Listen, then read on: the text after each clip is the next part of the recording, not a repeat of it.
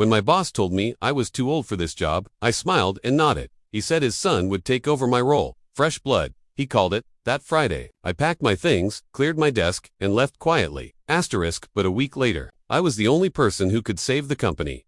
And his son. He was the one calling me, begging for help.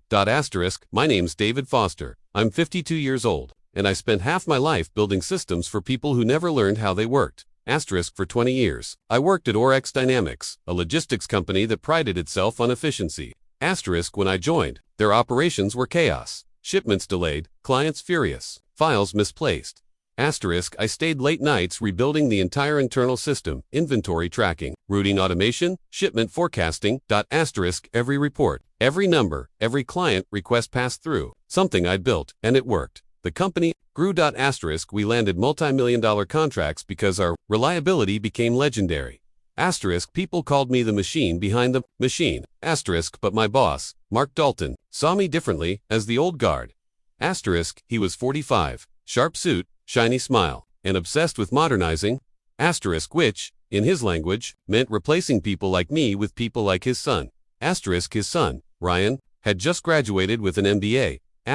No field experience, no understanding of logistics, but plenty of confidence. Mark introduced him to the team, saying, this is the future of Orex, young, innovative, dynamic. Everyone clapped. I didn't. I just smiled politely, thinking, let's see how dynamic he feels at 3 a.m. when a shipment gets stuck in customs. 2 months later, Mark called me into his glass office. He didn't even sit down. David, you've been incredible, but I think it's time you transition into a consultancy role. Ryan will handle operations now. I said quietly, you mean I'll train your son to replace me? He smiled. That's one way to look at it. For the next 3 weeks, I walked Ryan through the system. Showed him the dashboards, the routing rules, the dependencies, the hundreds of small details that make a logistics system function. But he didn't listen. He was too busy talking about automation, AI models, and streamlined redundancy structures. I'd seen his type before, too smart to learn, too proud to listen. By the time my last day came, I'd left behind a 300-page operations manual, every protocol, every fix, every safeguard. When I handed it to Ryan, he barely looked up from his phone. Yeah, we'll digitize this. Thanks, old man. That was the moment I knew he'd never read it. I left quietly. No goodbye party, no plaque, no speech, just a firm handshake with the janitor who always brought me coffee. And for the first time in decades, I had dinner with my daughter on a Friday night. It felt strange, but peaceful. Exactly 1 week later, at 6:17 a.m., my phone rang. Unknown number. I almost ignored it, but something made me pick up. David, it's Ryan. We've got a problem. The systems, it's gone. Gone. I repeated.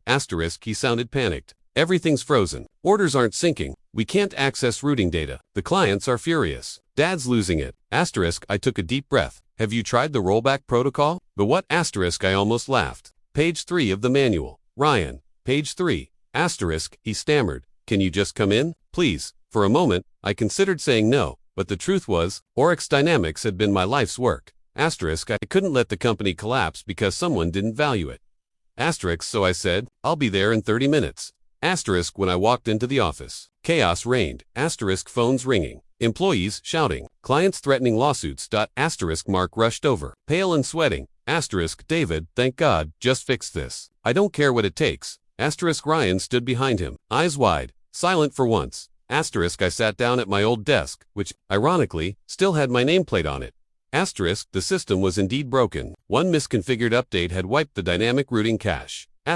Something that could have been fixed in 10 minutes if someone had read the manual. Spent the next 6 hours restoring the network from offline backups I'd personally created months ago. At 1:42 p.m., shipments started moving again. The crisis was over. I leaned back, exhausted, as Mark said, you're a miracle. David, you saved us. I smiled. No, Mark, I just saved what I built. Over the next few days, things got interesting. Corporate headquarters launched an internal review. Turns out, Ryan had authorized system updates without clearance. He also deleted my manual to make room for new processes. The audit was brutal, and Mark couldn't shield his son anymore. Ryan was demoted. Mark was reprimanded, and I got a call from the CEO himself. David, we've decided to reinstate you, but not in operations. We want you to lead systems resilience across all branches. Double the pay, full autonomy. I paused for a long moment, then I said, only if I choose my team.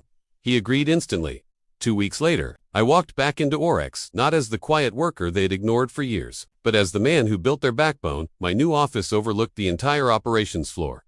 Asterisk from there, I could see Ryan, now a junior analyst, running reports. He avoided my eyes. I didn't gloat. Asterisk, I didn't need to, because the best revenge isn't loud. It's being irreplaceable, and making sure they finally realize it. Asterisk that Friday, I left work at 5 p.m. sharp.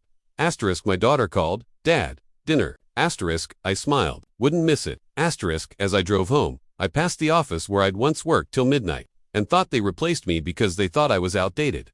Asterisk, but what they didn't understand is that some systems can't run without the one who built them. Sometimes the world forgets who built its foundations, until those foundations crack. Asterisk, and when that happens, the quiet man who once kept everything running, asterisk, becomes the only one who can fix it.